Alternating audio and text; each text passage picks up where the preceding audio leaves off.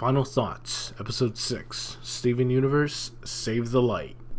So today I wanted to talk about Steven Universe, Save the Light, and I know this video and review, I guess, is a little bit late. Been pretty busy trying to get a couple of things handled. The holidays are coming up, and yeah. So, Steven Universe, Save the Light. I was definitely looking forward to this one after playing the mobile game. I found it pretty interesting. It got a little bit repetitive towards the end, but overall still pretty solid for the price, and I think you'll find Save the Light to be a little bit more of the same, but definitely expanded in the right direction, where, you know, as opposed to Save the Light, it was, you know, swipe up, swipe down, swipe left, swipe right to, you know, basically explore the area. And Save the Light, you're able to fully control Steven or any of the crystal gems, Connie, Greg, and that is something that I definitely would have preferred from the mobile game, and I'm glad that they finally got around to doing that. Don't get me wrong, if they decided to put Save the Light on mobile again, I definitely would have gotten around to playing it. I'm sure that they would have found a way to make it, you know, just as enjoyable on mobile as they would have on console, but I definitely prefer playing my games on console. I'm not really somebody that, you know, jumps the gun when it's a mobile game or anything like that. If anything, Steven Universe Attack the Light is actually the very first mobile game I wanted to play, because, you know, I was interested to see, you know, what was this all about, and, you know, see what they were going to do with it and stuff. So Save the Light, Attack the Light, they're both, from what I've heard, I haven't really seen that much, you know, Paper Mario gameplay, like where it's the RPG elements and stuff like that. Like, apparently it's supposed to be based off of that. I still haven't seen anything for Paper Mario. I have not gotten around to even playing those games, but if it's pretty much like that, I might actually have to go check those out, because it's actually a pretty fun, you know, RPG mechanics and stuff like that, how the gameplay works and stuff like that. So I'll probably be checking those out if it plays exactly like it does with Save the Light. So, being a direct sequel to Attack the Light, yeah, this is basically what it is. It's a very good sequel to Attack the Light. It does 3D, you know, explorable parts of the world that you're in. It's a very good way of, you know, it's a better way of finding secrets, in my opinion. Generally, one thing I didn't like about Attack the Light was that, you know, you could kind of just tap all over the screen and then see if there's like a secret. Some secrets are actually hinted at with, you know, a small light coming from one side of the screen or anything like that, depending on the lighting of the world that you're in. And I was a lot more interested this time around when finding secrets for Save the Light. It was just so much more fun than what I had from what I remember having in Attack the Light. And yeah, I mean, that's one of the benefits though of finally, you know, moving from mobile and stuff like that. So for me, at least, in terms of gameplay, not much has really changed. You still tap, you know, the button to you know, the action button to, you know, land your hits, to defend. Timing it correctly, you know, gives you an extra attack damage, or, you know, it helps you defend against the attack a little bit better. Of course, there are certain attacks that can't be blocked or, you know, avoided or anything like that. So it's not just, you know, tap the button to win or anything like that. Like, there are certain attacks, and they hurt as well. Like, they're like some of these attacks, you have to be like really careful. Your methods of attacking and everything else are completely determined by, you know, your action points or star points, and depending what you do with that, you have to, you know, choose to use your item now, so that way you can give yourself more stars, or just, you know, wait until the star meter fills up again, so for more stars. So it's pretty interesting to me. Like, it wasn't really that much different from Attack the Light, but it was enjoyable in the first place, that it can kind of get a pass. Like, most RPGs don't really like stray, I guess, from what they normally do or anything like that, especially considering this is a sequel. Like, it's not gonna, if we ever get like a full-blown Steven Universe Kingdom Hearts-esque style game where you're basically free roaming and attacking as whatever, then that would be pretty interesting. But the way it is right now, I prefer it. I actually really like it. It's still pretty fun. It's not really, you know, easy or anything like that. There are some pretty like interesting, challenging moments, especially near the end. Not only that, but a patch recently came out on Friday, the, what is that, the 9th? The 10th. A patch came out on the 10th of November, and apparently they finally got the chance to release the patch notes. And not only that, but secret areas that generally give better items and stuff like that have actually been made a little bit more difficult to get past. So I'm pretty interested to see how this really plays out. I haven't gone through it yet. I've actually started a new save to play through the game again, so that way I can see if I run into any of the previous glitches I did before. And yes, we will be getting to that. So yeah, that's one of the few things that we need to be taking a look at, because that's like the one downside to the game, in my opinion. It's just the graphics and music for the game are very on point. It's very similar to the show. The tone of everything, the theme, everything is right there with, you know, right alongside the show in terms of quality and everything else.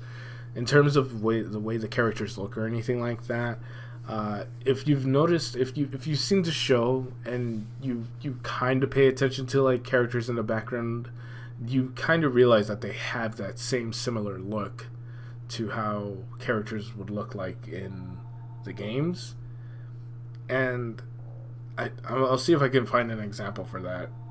But generally, the way the characters look right now in the games are the same as they would look in the show if they were in the background.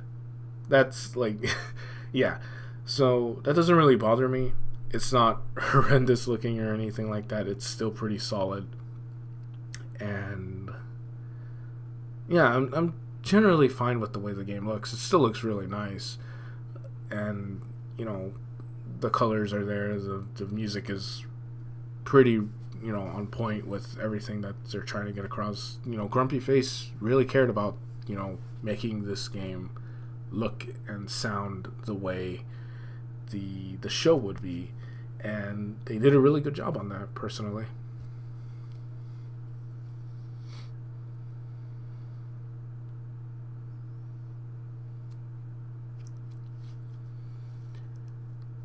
Now, here comes the negative parts for the game for me.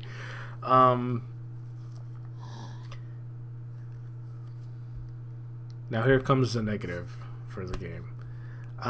Generally, it's mostly the glitches, but as I've said earlier, as of the 10th of, you know, November, they released a patch to hopefully get rid of some of these glitches. Of course, there could be new ones, but most of the main, you know, glitches that I've run into was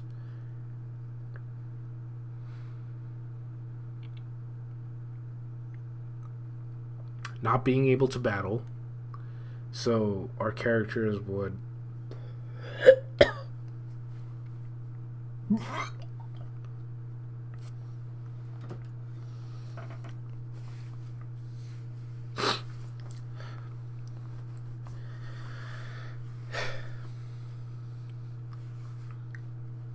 so some of the main glitches would be not being able to fight. You wouldn't be able to access your menu, and neither you or the enemies would be able to move. You'd basically be stuck in a stare down. Character AI was really wonky and all over the place. I would have times where they would just get stuck and, not be able to progress.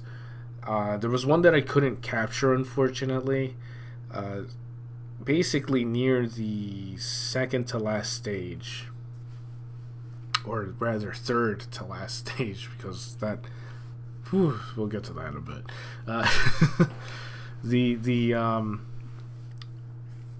There was this part where I had Peridot lift up a metal box, and my team was walking across it as I lifted it up, and the box just started going up and down from the screen and then started gaining momentum.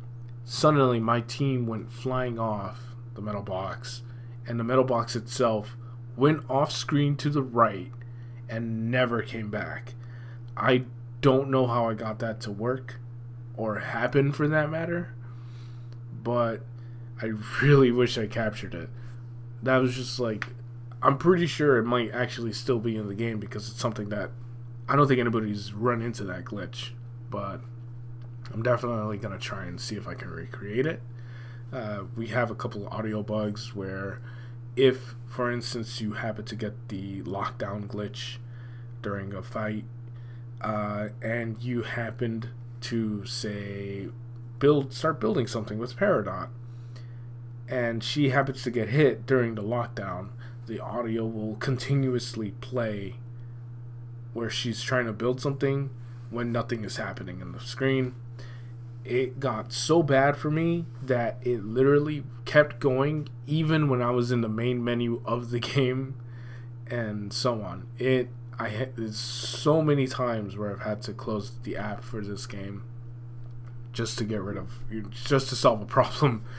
But other than glitches, I'd say that like the final like few worlds really felt like they got a little bit dragged on too much. Like, you get to like the secret hidden temple, and the next thing you know, it's like, oh well, now she's here at Beersmith's Forge, the place that the second place we've visited, and then Beersmith's Forge ends up being like this gauntlet of areas and stuff like that, where it has like the longest stretch for a screen to for zone to zone, and then at the end of Beersmith's Forge is another gauntlet of enemies to go through, and I felt like Beersmith's Forge was probably my least favorite area to go through.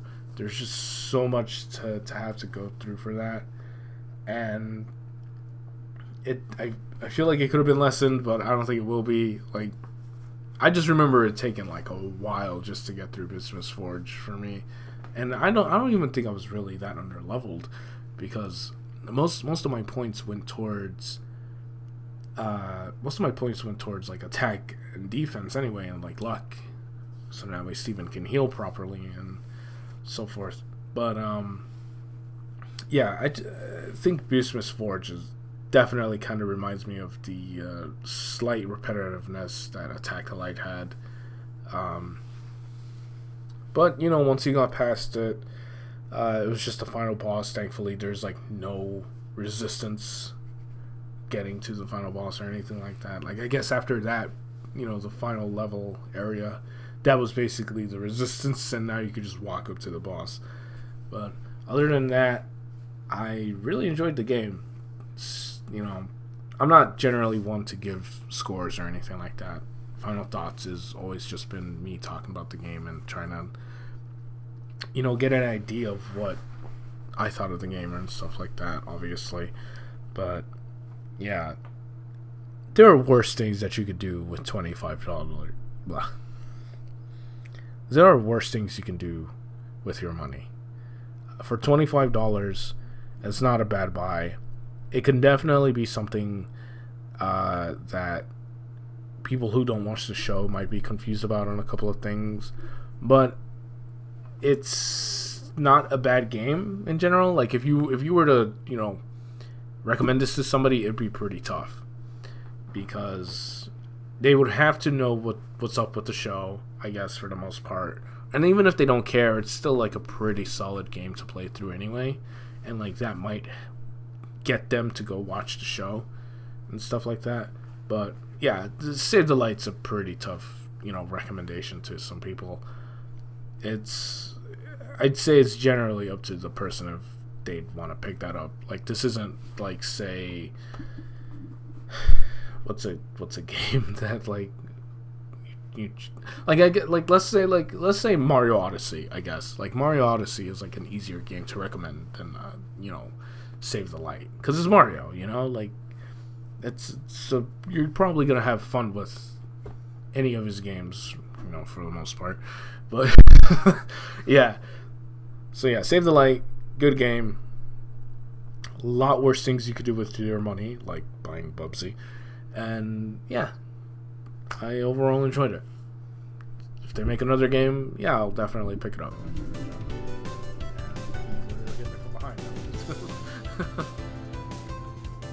Paradox pretty good. Like, they're all pretty good. They all have their... Hey everybody, this is Zero. I just wanted to say thanks for watching my video. If you'd like to subscribe, like, and comment, that'd be much appreciated. And I'll see you for the next final thoughts. Bye. Give me all the loot. Give me all the loot. Give me all the loot. Give me all the loot. Give me all the loot. Give me all the loot. Give me all the loot. Give me all the loot. Give me all the loot. Give me all the loot. Give me all the loot.